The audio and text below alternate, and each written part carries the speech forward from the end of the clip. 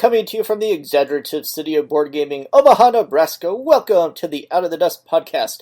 I'm your host, Cheatin' Bryce. Tied in with the popular recurring Out of the Dust Geek List on Board Game Geek, the Out of the Dust podcast is a bi-weekly podcast that is focused on re-exploring games we played that we hadn't previously played in a year or more. Why did the game get dusty? Why did you decide to dust it off? How does the game compare to how you remembered it? Are you likely to play it more often in the future? These are the questions that we're interested in examining on Out of the Dust. This week on the podcast, Ep73. On the Out of the Dust segment, I'll bring Yokohama out of the dust, and a contributor will dust off Millionenspiel. On the reaction segment, I conclude my multi-part series on the current state of affairs, the controversial publisher, Tasty Minstrel Games. On the What I've Been Playing segment, I review Crystal Palace. On the Obscure Bryce Game segment, I review Sports Illustrated Superstar Baseball. And we wrap up the episode by continuing my review of the BGG and my own top 5 countdown in 2010 with the number 2s on the list. I had a chance to bring Yokohama, Hisashi Hayashi's 2016 worker movement game from infamous publisher Tasty Minstrel Games out of the dust recently. I last played it 2 years, 9 months, and 1 day ago. I was a backer of the deluxe edition during its original Kickstarter and played it a handful of times the year it fulfilled. I thought it was a fine game with some minor flaws, mainly that it takes too long to wrap up, which I think is unfortunately characteristic of Hayashi. It's one of those Euros that it feels like you have plenty of time to do everything you want rather than not enough time. With that lack of tension in mind, I haven't been compelled to get the game back to the table despite owning that gorgeous deluxeified edition. But when it was recently added to Board Game Arena, it was an easy choice to play with my online groups. It turns out the online implementation has its pros and cons. I think it definitely improves the pace of the game, but the multiple menus and huge board that doesn't fit on any but the largest computer screens is functionally problematic. So this undusting play does make me want to break out my deluxeified edition again, though preferably for low player counts. In the meantime, I imagine my online groups will be interested in returning to Yokohama regularly. Ultimately, I'm okay with that, because despite its flaws, it is a fun game, and that's the most important thing. I do get a thrill out of strategically mapping out when to do what with how much strength. Let's see what a contributor brought out of the dust. Gary Lloyd, username Gary Lloyd, brought Millionenspiel, a Ravensburger game from way back in 1982, out of the dust. Millionenspiel is from designer Rudiger Kultz, who has a handful of mostly obscure titles to his credit.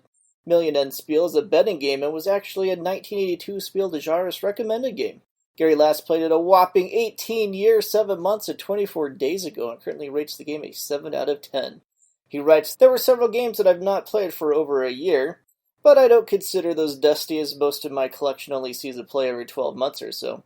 I can't believe how long it's been since Millionenspiel last got played. I quite like this roulette-like gambling game where you aim to turn £5 into £1,000,000 by betting on where the game piece will land on the next die roll. However, the section where you lose everything you didn't bet turns the thinking on its head, and you can lose your cash pretty easily." Thanks for the contribution, Gary. First, let me just say that I'm super impressed you have stats going back that far. Second, this is not a game I was familiar with at all. I must say it sounds intriguing. I'd definitely not mind giving it a spin if the opportunity ever arose.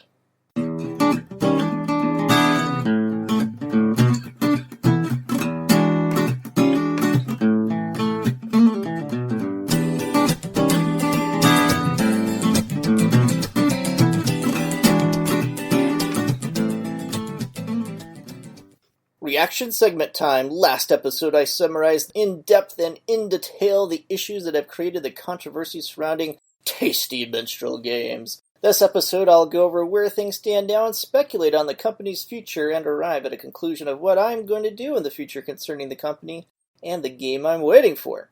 Since their last official update, one particularly frustrated backer, Ken, did some digging into the company's public records and posted several links to them, including a report of the company president being denied a PPP loan that everyone seems to be able to get, an SEC report that was supposed to be filed and still hasn't, and a financial statement detailing massive losses in the company in 2019.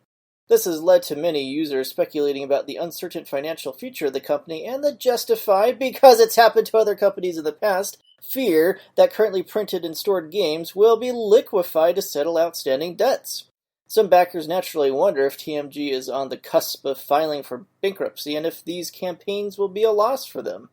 Many backers have decided to throw in the towel, cut their losses, and have requested refunds. There are reports that at least some of these refunds have been granted, though never quickly or in a timely manner, and only after repeated requests.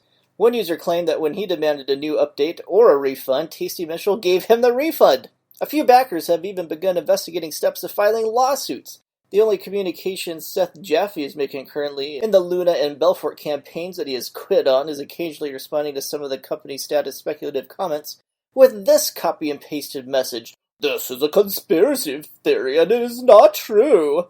By responding only unofficially and not in any official capacity, I believe Seth is doing more harm than good, since there is no reason to trust what he says anyway. Some backers have tried more subtle and indirect efforts at soliciting new communication from Tasty Minstrel Games and have garnered responses that only add to the uncertainty and controversy. When the founder of Board Game Revolution reached out to his contact at Tasty Minstrel Games to ask for an update, he was met with avoidance and redirection responses like, "Why do you want to know that?" instead of getting a straight answer. QML, who supposedly has possession of the game slated for North America in their warehouse and is the current expected shipper, routinely tweets out upcoming projects, and none of the Tasty Minstrel games have appeared on any of their lists, even well after the last official Luna and Belfort update promised an early August fulfillment. Only in the last week has QML finally confirmed to someone's inquiry that they really do have the games, though they did not say they were in the queue, said only Tasty Minstrel could answer backers' questions, and hinted that a new update would be coming from them soon. That update, of course, hasn't happened yet, and the monthly pledge of communication that Tasty Minstrel promised has expired. This has led some backers to speculate that Tasty Minstrel may be waiting for QML to receive the Yokohama Duel and Dragon's Interest games, which are supposedly on a boat from China at the moment, so that they can save money by shipping several games at once. Perhaps most disturbing is that when backers started requesting updates on Tasty Minstrel's Instagram posts, Tasty Minstrel's social media poster responded to their inquiries with a copy and pasted response that said, "I have asked many times, and now he isn't even responding to me. If I had the information, I would provide it." In conclusion, again, I think it's clear that TMG has crossed the line into controversial territory due to the reaction backers of their campaigns are exhibiting. A label of fraudulent will depend on how these campaigns ultimately finish playing out. At the very least, TMG has tarnished their reputation with these campaigns and will warrant a second thought from anyone from here on out. I already had second thoughts on backing Luna due to how Gentis played out, and I'm kicking myself for ignoring my usual good Kickstarter sense and waiting for a second-hand deluxified copy on this one. I also regret trading away my current copy of Luna, since if the deluxified edition never ships, I'll have to seek out a replacement. I am not personally planning on requesting a refund, though. With the following logical reasoning, I still want the game, and the fact that they are at least in the States with QML gives me hope, though I worry about the condition of them being stored in a Floridian warehouse during the summer for an extended period of time. Tasty Minstrel's established pattern of shoddy, dishonest, and current silent communication has made me cross the line of not only not backing any of their future projects, but I'm planning on pledging $1 on any future projects just to warn others of their controversial practices. But I want to be fair. I will avoid this last step if Tasty Minstrel comes clean about what went wrong, apologizes, and takes steps to correct those practices in the future. I'm not going to hold my breath on that, though. I still won't back any of their projects for a long time, but if they can turn a new leaf, right their ship, and repair their reputation over time, then I'll give them another look at a future date. Board gamers are actually very forgiving people. Queen Games used to have the Kickstarter reputation that Tasty Minstrel does now, but they took all the necessary steps to repair their reputation, and now they're one of the safest Kickstarter bets in the industry. And it all started with improving communication, and that's where Tasty Minstrel needs to start. It's the only way they can get the ball rolling again in order to have their name once again associated with positivity.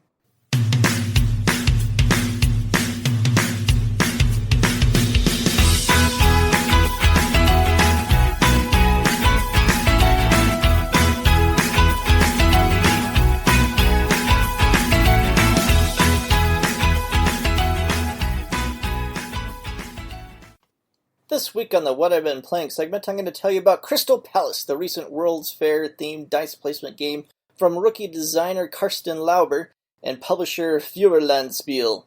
This was an SN release last year that got delayed in its North American release, and I only recently was able to acquire a copy of it for myself. I think the old World's Fairs are really fascinating. We even had one here in Omaha in 1898, so the theme immediately caught my attention, but the dice placement mechanic is one that usually works for me, so that element was also attractive to me to want to give this one a try, and Crystal Palace promised to do something new with the mechanic. Here's how it works. Players are nations during the First World's Fair in London in 1851. Through the use of dice worker placement, players will accumulate points in a bunch of point salad ways on a bunch of different action boards. But the really interesting part of this dice worker placement mechanism is that at the beginning of each of the 5 rounds, players will choose the values of their 4 to 6 dice workers, paying a cost in cash equal to the sum of the pips they select. A lot of the worker placement spots will require only dice of certain values or higher to be placed there. Not only do higher value dice have more placement options, but they also act before lower value dice on the various action boards. This is important because acting early often comes with a reward, while acting last often incurs a penalty. But the economy of the game is very tight, and a player's cash will always go quicker than they want. Several of the action boards will influence a player's ability to generate income for themselves. A couple of the boards will generate gear or idea resources for players. These are spent at action boards to associate with valuable characters who grant players special abilities, and build invention prototypes which grant fabulous amounts of points depending on which round they are constructed. Advancing on the Buzz Track board unlocks victory point income for a player to generate each round. Acquiring research tiles grant immediate benefits or additional types of income generation, and Feast for Odin style cover up negative point spots on a player's player board. Whew, boy, this is a challenging game! The first time I played, I got into a cycle of debt that just devastated me. This can be frustrating for a lot of players, but it's also the type of game that I found myself thinking about a lot after my initial play, and considering how I could improve my play and do better next time. It's the type of game that draws you back to it because of the staggering array of strategic options. Again, like Feast for Odin, there are a ton of worker placement spots, and there's a ton of replayability wrapped up just in exploring what all the options are. I have to admit, I had mixed emotions after my initial play, but things fell into place with the second play and the game opened up for me more. One thing I do have to warn people about is that for a historical game, the producers took a lot of creative liberties in choosing which character cards and invention cards to include. Besides the literary characters in the game, and some of them from entirely different time periods, there are also a lot of historical anachronisms in the game. So don't go into this game expecting historical accuracy. This is not a game in which the theme, interesting as it is, should be taken too seriously. At the end of the day, I'm glad I purchased the game. I love the innovative dice placement mechanism in this one, and there are a bunch of interesting timing and strategic decisions to make in the game regarding what pips to assign to which dice and when to place them. There are a lot of point salad options in the game, but I like how the different aspects of the game tie together to create a whole.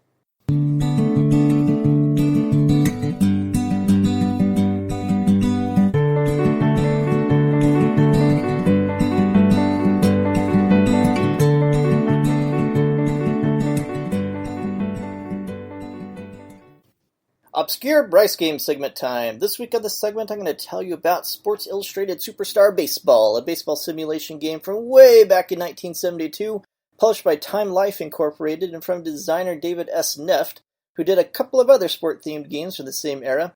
I'm a baseball fan, and many years ago when I played a few games of Evelyn Hill's Status Pro baseball system, I added a handful of other baseball-themed games to my wish list with the intention of checking them out and comparing the systems if the opportunity ever arose.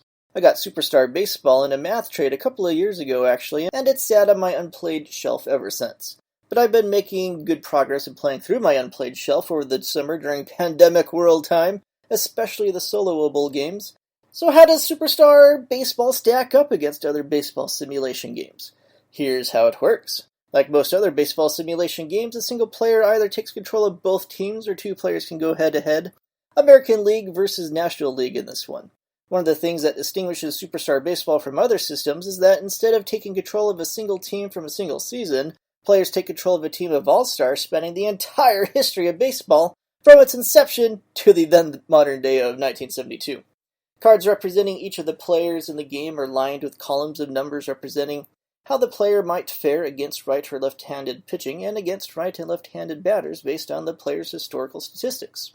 The pitcher rolls dice and compares the result to their columns of numbers to see what the result of the at-bat is. Some results will have the batter then roll the dice, which represents the batter getting a good look at the ball, and consult their columns and numbers for the result of the at-bat instead. In either case, the corresponding number that the die roll indicates is compared to a pitcher or batter chart accordingly, and the result of the at-bat, which might be various types of outs or hits, is found. Pawns represent runners' progress around the base paths, and additional tables handle decisions to steal bases, or various edge cases that might occur in the game, like wild pitches and the such. And that's all there is to it. It's actually a pretty straightforward system, especially compared to other simulation games. I was surprised at how briskly a game plays out. I really enjoyed the use of historical all-stars in the game and found it tons of fun to match up legendary batters against legendary pitchers to see who came out on top. With those things in mind, I'd have to say I think I prefer the lesser-known Sports Illustrated system of baseball over the Status Pro system. One potential downside of the system is that it appears it is very difficult to score in this game. If my inaugural play is any indication, the system is definitely weighted towards the pitchers. I called my game 0-0 after it got into extra innings, and I ran out of space to record stats on the score sheet. Personally, I'm okay with this because I'm the type of fan who prefers the drama of an intense pitcher's duel over offensive explosions, but some players may be turned off by the apparent imbalance. Ultimately, I'm going to keep Superstar Baseball in my collection. I don't play sports simulation games very often, but when I do, this will likely become my go-to one. I could see this becoming an annual play when spring comes around and pitchers and catchers report to training camp.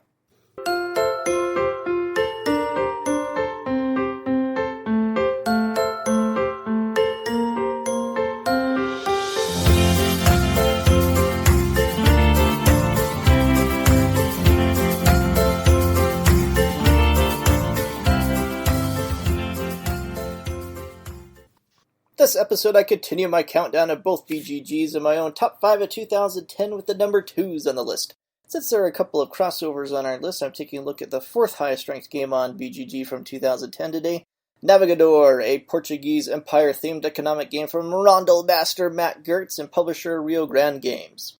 I've never actually played this one myself, though it's on my wish list and want to play list, so I can't say much about it from personal experience. My primary interest in the game is the designer's consistent track record of excellence, and Navegador remains highly ranked as well. I like to speculate about things like this, so I wonder if the game's colonialism theme would have hindered its popularity or positive critical reception if it were released today.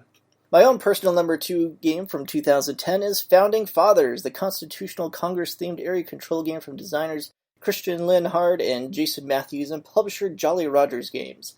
Like Matt Gertz 10 years later, these designers have a modest slate of tiles to their credit quantity-wise, but have yet to design anything that has failed to find an audience quality-wise. I haven't actually played any of their other titles, but I love Founding Fathers. Besides the unique theme, the card-based area control gameplay remains unique in the realm of board games. I love the tension that develops as the game plays out and players jockey for position in all of the different parts of the game that they need to jockey for position in. There are so many delightful strategic and tactical decisions to make in the game. And because the game is such a low-scoring one, I love how every point feels so important. And then there's the history that the game captures so magnificently. The link between historical flavor text and game text on every single card is a magnificent achievement that few games even attempt. I play this game regularly on Yokohama and break out my physical copy at least annually around Independence Day time. I expect to continue to do so for the foreseeable future. Well, that will do it for episode 73. Thanks for listening. Feel free to join the Out of the Dust Podcast Guild at BoardGameGeek.com. Follow the podcast on Twitter at OutOfTheDustBGG. Leave a comment at the Guild. PM me on BGG under user handle Radagast14 or user handle AndLee14. Or email me at radagast14@CenturyLink.net. And join the Out of the Dust conversation yourself at our monthly geek list at BGG. Alright, play me out, Tananda!